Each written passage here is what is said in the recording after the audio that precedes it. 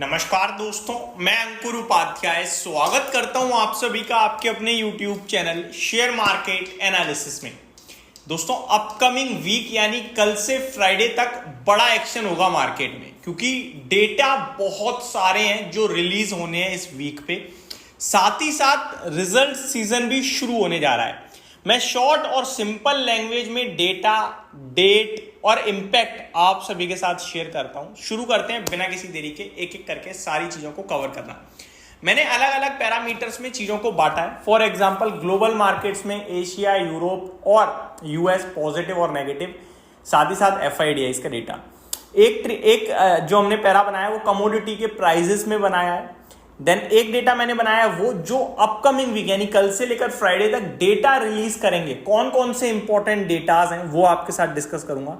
Lastly आप सभी के साथ डिस्कस करेंगे निफ्टी कल के लिए, केवल कल और कल के लिए, या फिर थर्सडे तक मैक्सिमम लेवल पे। तो शुरू करते हैं एक एक करके सारी चीजों को कवर करना। सबसे पहले शुरुआत करना चाहूंगा दोस्तों इजराइल के युद्ध के बारे में। एक छोटी सी लाइन है, वही बता देता हूं। आज है संडे दोस्तों, और आज इजराइल की तरफ से कुछ फ्रेश अपडेट्स आते हुए दिख रही हैं। देखो, इस समय सबसे बड़ा मामला इजराइल और ईरान का ही है, ठीक है जी। तो यहीं से शुरुआत करते हैं। देखो, ईरान तो बीच में नहीं है, लेकिन खबर यह है कि गाजा, साउदर्न गाजा की तरफ से कुछ रॉकेट्स दागे गए हैं इजराइल के ऊपर। यहां पे क्लियरली लिखा हुआ है, मैं आपके साथ शेयर करूं तो, rockets from Gaza hit southern Israel. Northern Gaza की तरफ से ये रॉकेट्स दागे गए हैं साउदर्न इजराइल पे। Hezbollah claims drone strike on Haifa base ahead of Hamas attack anniversary.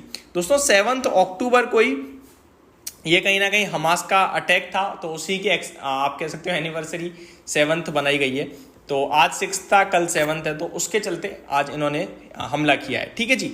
आगे बढ़ते हैं। इसका इंपैक्ट मेरे को लगता है नहीं होगा। क्यों नहीं होगा? क्योंकि ये कंटिन्यू बेसिस पे चल रही है इजराइल हमास की, ये बहुत लंबे समय चल रहा है मैटर। एक साल देखो, एक एनिवर्सरी तो ये खुद ही मना रहे हैं, जंग की एनिवर्सरी।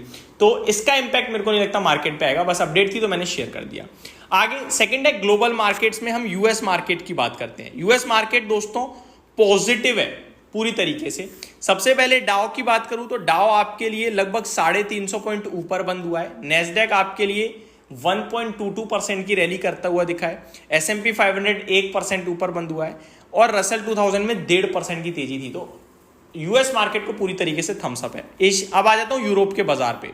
यूरोप में फिटसी फ्लैट था तो कुछ नहीं, डेक्स 0.5% ऊपर था, कैक में लगभग 1% की तेजी थी। तो यूरोप को भी थम्स अप, यानी यूएस भी अच्छा गया है फ्राइडे, यूरोप भी अच्छा गया है फ्राइडे। एशिया की बात करें तो जापान फ्लैट टू पॉजिटिव बंद हुआ। हैंगसेंग 3% के करीब की रैली करता हुआ दिखा है। कॉस्पी 0.5% ऊपर बंद हुआ है। ताइवान में लगभग 0.4% की गिरावट थी। अदरवाइज एशिया भी सुपर पॉजिटिव दिखा है मुझे। और अपना भारतीय बाजार flat to negative flat to negative तो नहीं है, 1% टूट गया करीब करीब। तो एशिया में अपना भारत के बाजार फ्राइडे टूटे हैं। तो एशिया से भी मैं पॉजिटिव ही रहूंगा, क्योंकि ब्रॉडर मार्केट ऊपर ही थे, बट हम लोग नीचे थे, तो आप न्यूट्रल भी कह सकते हो, ठीक है। अब आते हैं दोस्तों कमोडिटी प्राइजेस पे। कमोडिटी प्राइजेस की बात करें तो कच्चे तेल में 6350 रुपए का भारत में भाव आ गया है, जो कि एक बिग नेगेटिव है। 3% का जंप फ्राइडे देखने को मिला है। गोल्ड में 76,190 का भाव चल रहा है आप सभी के लिए, और ये भी नेगेटिव है, क्योंकि गोल्ड के दाम बढ़ना भी अपने आप में टेंशन का विषय है। सिल्वर 93,500 हो गया है, और ये भी बड़ी रैली कर रहा है, ये भी नेगेटिव है। अब हमारे पास नेगेटिव और पॉजिटिव को अगर मैं काउंट करूं तो यूएस मार्केट हमारे पास पॉजिटिव है, यूरोप के बाजार हमारे पास पॉजिटिव है, एशिया के मार्केट्स न्यूट्रल कह दूंगा मैं। कमोडिटी प्राइसेस हमारे लिए नेगेटिव है, तो 2 नेगेटिव 1 पॉजिटिव हो गया अभी। अब यहां पे इन सबसे महान, सबसे बड़ी चीज और बहुत बड़ी नेगेटिव है वो है एफआईडीआई का डेटा। दोस्तों, इवेंचुअली मार्केट में जिधर पैसा जाएगा उधर ही तेजी बनेगी और उधर ही गिरावट होगी, और एफआईआई का डेटा ये बहुत ही ज्यादा नेगेटिव है। लगभग एफआईआई कैश मार्केट में फ्राइडे 9,900 करोड़ की सेलिंग करके गई, फ्यूचर एंड में 8,040 करोड़ की सेलिंग करके गए हैं, और डीआईज 8,900 करोड़ की बाइंग करके गए हैं। तो ये बिग नेगेटिव है एफआईआई की सेलिंग मेरी तरफ से। तो ऑलमोस्ट अभी तक हम 1-1 चल रहे हैं, यानी कि 2 नेगेटिव 2 पॉजिटिव्स के साथ। तो यहाँ पे कुछ भी ऐसा अभी तक तो हमें नहीं मिला है। अब गिफ्ट निफ्टी की बात भी कर लेते हैं दोस्तों। गिफ्ट निफ्टी पॉजिटिव है, 25,240 पे है, लगभग 50 पॉइंट ऊपर, ये पॉजिटिव है। अब ट्रिगर्स, यूएस का जॉब्स डेटा आया दोस्तों फ्राइडे को, बहुत बढ़िया था, शानदार था, बिग पॉजिटिव है। अब कल से जो वीक स्टार्ट हो रहा है वहां पे क्या क्या होने वाला है, पहले तो रिजल्ट कैलेंडर आपके साथ शेयर कर देता हूं। रिजल्ट्स शुरू हो जाएंगे दोस्तों। टीसीएस सबसे बड़ा नाम है, इरेडा जैसे बड़े नाम भी अपने नंबर्स पेश करते हुए दिखेंगे, तो इन स्टॉक्स को आपने रडार पे रखिएगा, इन सबके नंबर्स आते हुए दिखेंगे आपको कल से लेकर फ्राइडे के बीच में।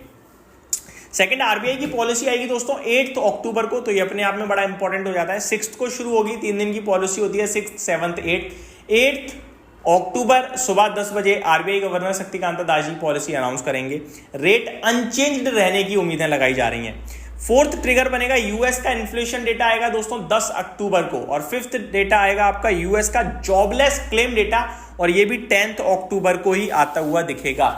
Last but not the least, सारी चीजें हमने समझ ली हैं, हमने ट्रिगर समझ लिए, हमने ग्लोबल मार्केट्स देख लिए, गिफ्ट निफ्टी देख लिया, कमोडिटी प्राइसेस देख लिया, और इजराइल और गाजा के बीच में जो युद्ध चला है वो भी समझ लिया।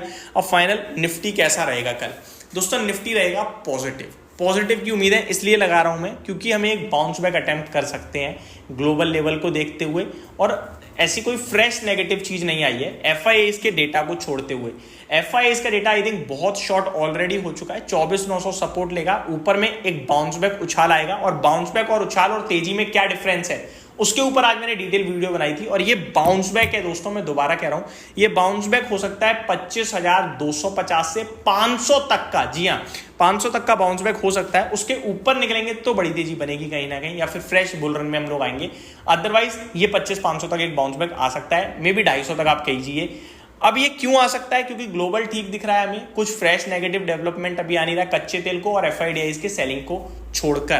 तो मेरे को लगता है एक बाउंस बैक प्ले करना है, और बाउंस बैक को प्ले करना है एक स्ट्रिक्ट एसएल के साथ 24,875 के स्टॉप लॉस के साथ। 24,875 ब्रेक होता है तो आप फिर से तेजी की पोजीशन छोड़ दीजिएगा। ये मेरी तरफ से अपडेट थी दोस्तों। Thank you so much for watching this video. Good night guys.